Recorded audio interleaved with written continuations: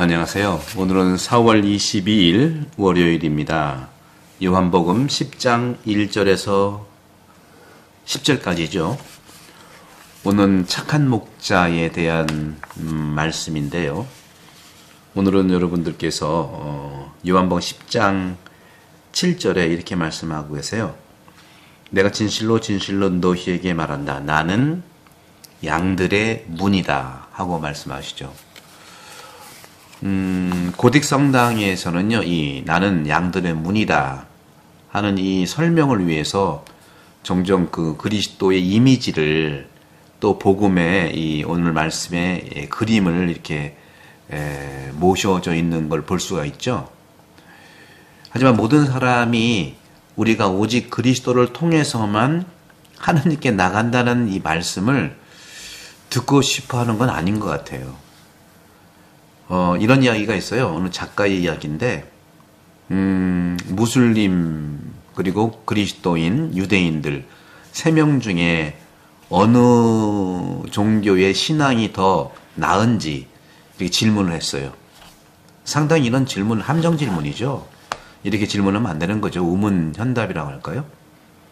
어떤 대답이든 자신의 신앙에 대해 불쾌감을 주거나 또 위선적인 위험이 있는 거예요.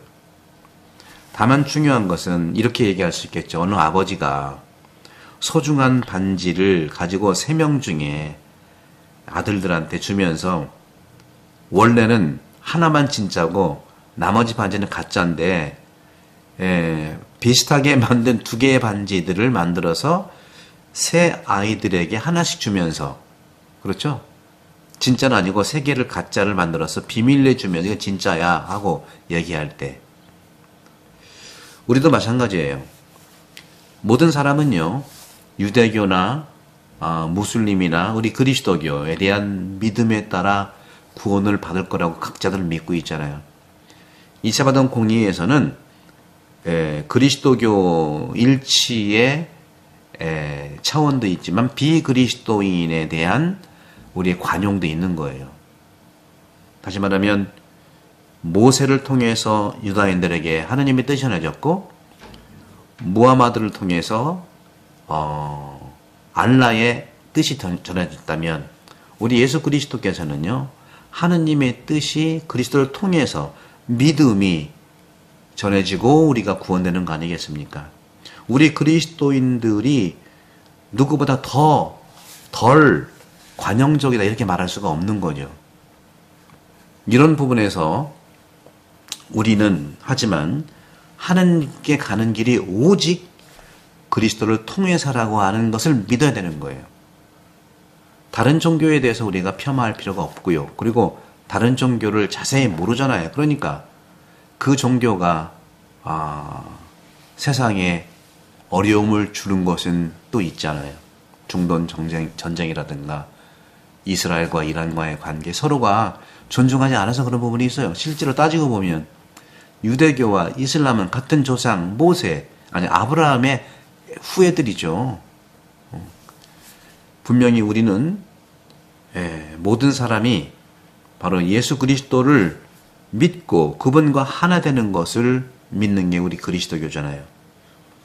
예수 그리스도께서는 선을 행하는 모든 사람을 구원하시기를 원하기 때문이죠. 이게 하나님의 뜻이죠. 또 오늘 복음에서 이런 말을 해요. 양을 부르는데, 한 마리씩 부르는데, 여기 나와 있죠. 한 마리씩 부른다는 이런 표현들이 있어요. 목자는 자기 양들의 이름을 하나하나 불러 밖으로 데리고 간다. 10장 8절의 말씀이죠.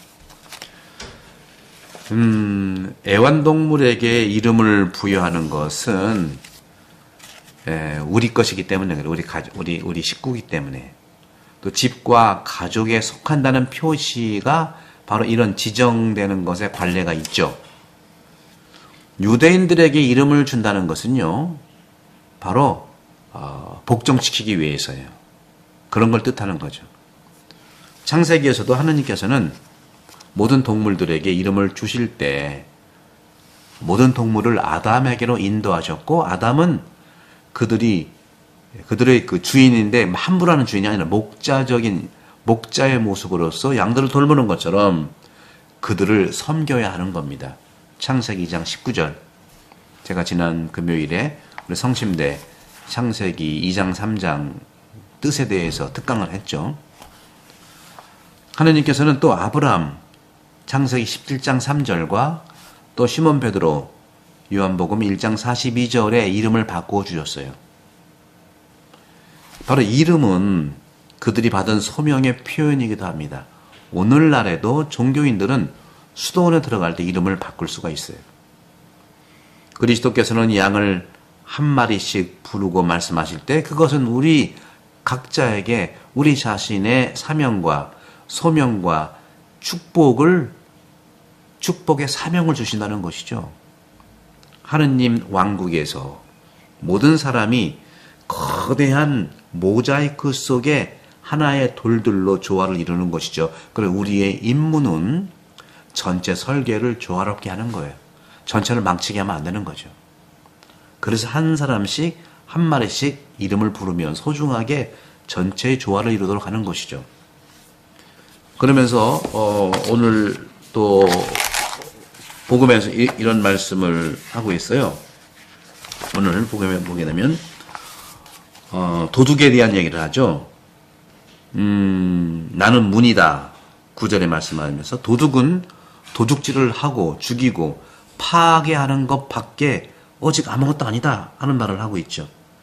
10장 10절에 나오죠. 도둑은 다만 훔치고 죽이고 멸망시키러 올 뿐이다.